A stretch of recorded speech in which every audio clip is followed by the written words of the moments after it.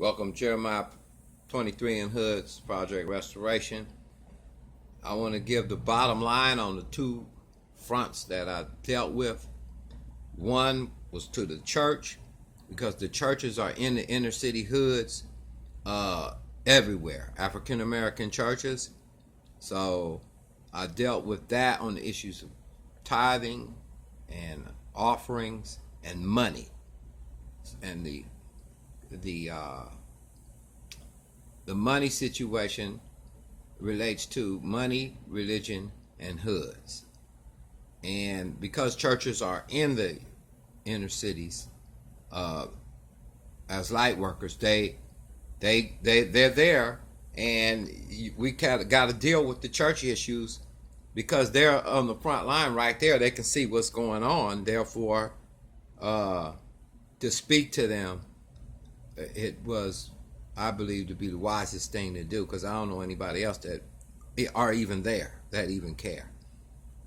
And the second point of the message was dealing with people in power, and that dealt with like borders, drugs coming through the borders, hoods, and how that affects the hoods. And two front wars. The main thing is this.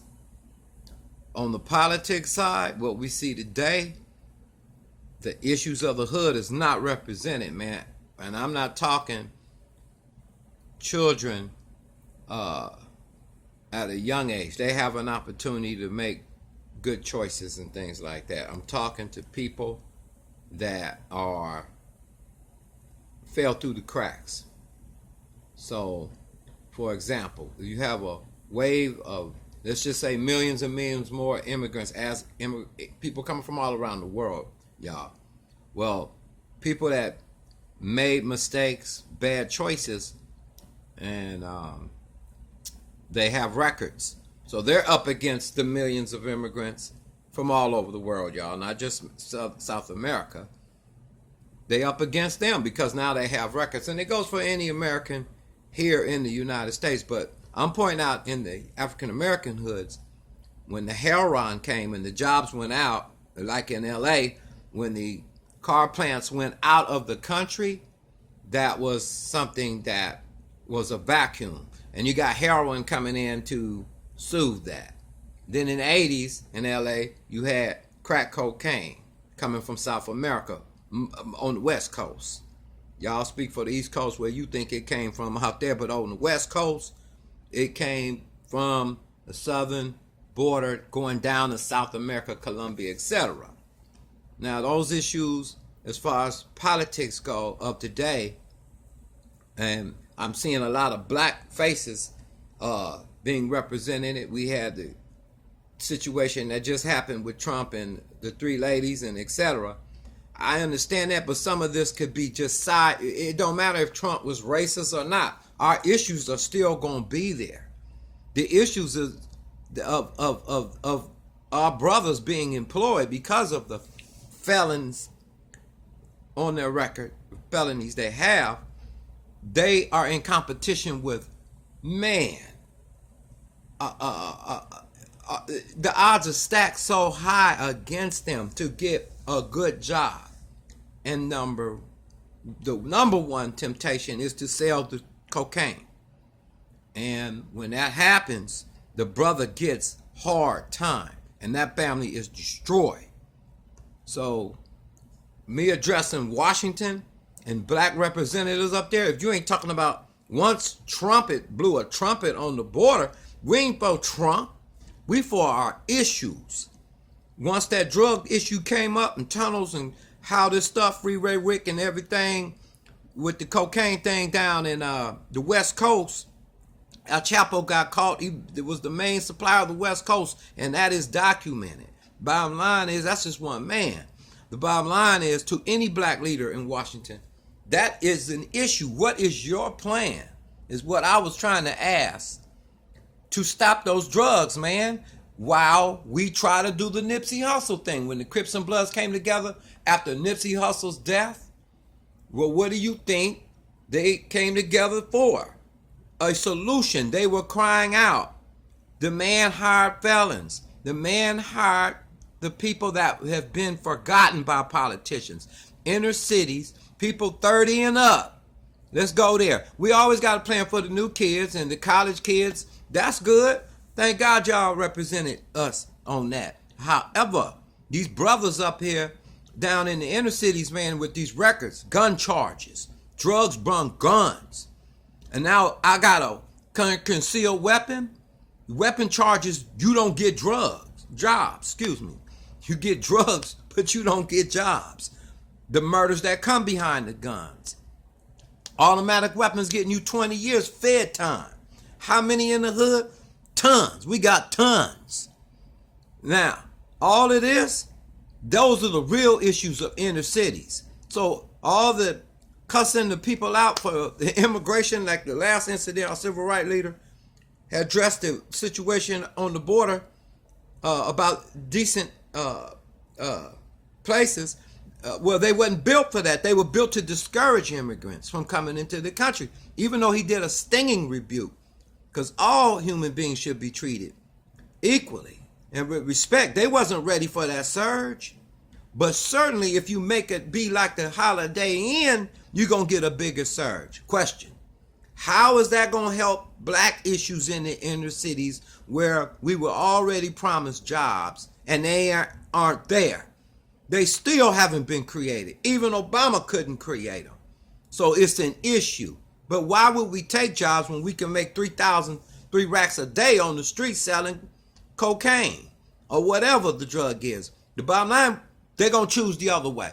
You can't do nothing about the drugs that's manufactured here, but the cocaine coming from South America, you should have been on deck with that, politicians, about, since Trump said it, because Obama, he dealt with the borders. He deported 1.2 million people, man, way more than Trump has, but he was trying to deal with the element. I don't know what element, what was in his mind. However, he was doing something about it. Welcoming immigrants, I'm all for it, man. The poor brother, I wish we could take care of them all. But who am I riding with right now? I'm riding with the hoods.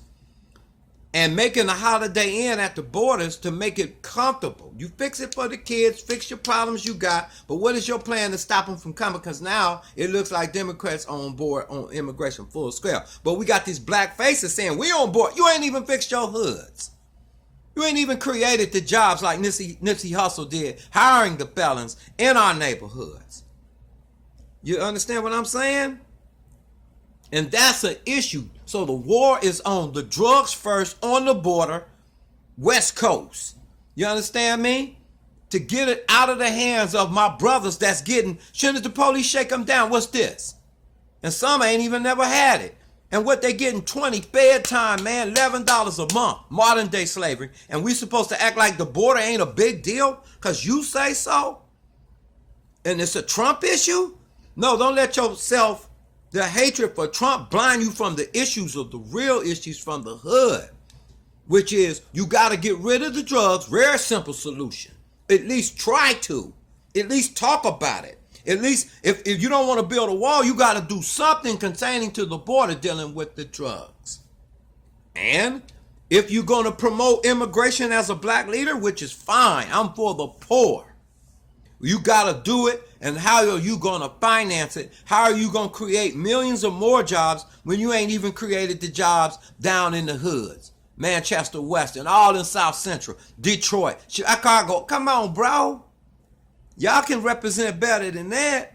So you ought to know, if you do the math, supply and demand, that, hey, if millions more come, let them come. Even the lady from California, all of that. I'll legalize them all. That's good.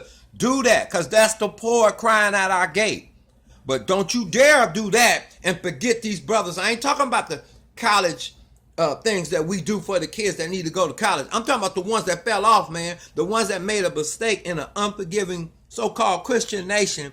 And they cannot get back into the corporate because of guns and drugs. And not to mention doing life and the murders that came behind the guns with the drugs. You ain't talking about that, man. You ain't representing the hoods. And to the churches, I would just say, Man, you guys got a system, tithing and offerings. I don't spoke on it. It was for the people, as the priest first and foremost, the temple, but as well as for sharing with the widow, the father, the stranger. Read Deuteronomy 26 on tithing. And God always wanted representation, okay, that he was Jehovah Jireh. He provided. He's the God of abundance. So he would have feasts, and they would bring their tithes, their grain, and they would give the priest to what he needed to do to minister to the Lord. But the rest, baby, they were eating. They were celebrating. The poor was there. The stranger was there. And one church here just created not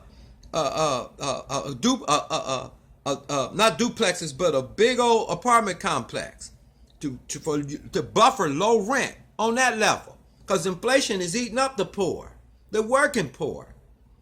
All I'm saying is take offerings or take tithes, but don't take both and do nothing. You got to give back now. It's high season. If Nipsey Hussle could create jobs and shake LA, bringing a truce between Crips and Bloods, imagine what every church on every corner would have an impact on the hoods in restoring credibility back to the church, so that the spirituals that can be rocked with, not judging, but actually doing, showing the love for each other, so that their relatives will see after funerals the love that you guys show by what you do with your talk. Because the cartel's going to do the talk. They're going to give that homie that money to pay that light bill or to pay that rent, and put 5 racks in his pocket when he come out the pen. What's your plan? If you want God to do everything, then you fraud out the system, because the system was for God to bring the stuff together, and that would be, we can interpret it money today, and there would be sharing through the wisdom of God, distribution, canceling debts. A bank getting $180,000 off an old lady paying 30 years at 6.5 interest rate. Come on, give me a break, man. What would it hurt as collectively you guys start helping pay off each other's debts and really declaring Jubilee? You can be more effective by what you do to relatives, because at the family reunions in the hoods, they looking at who's paying for the funerals. Who's paying for what? That church they went to, if you ain't stepping up, bro, you out of time. The planets have shifted, bro. Meaning everything's evolving, everything's moving, everything's changing. Go the other way. If your concoctions and intentions was not to make impact through sharing and giving is the most powerful principle that you can use, just go the other way, man. Become an impact in your hood through your giving. Let your talk of love, by the love you have for one another, as Jesus said, then they'll believe your message. Credibility restored back to the churches, since you already in the hoods. And then on the political front, again, what we talking about? Man, if you don't stop the drugs, these brothers ain't going to stop selling, man. And they going to get caught eventually, and their lives will be destroyed. Not only destroying ones in the hood, but destroying themselves as well.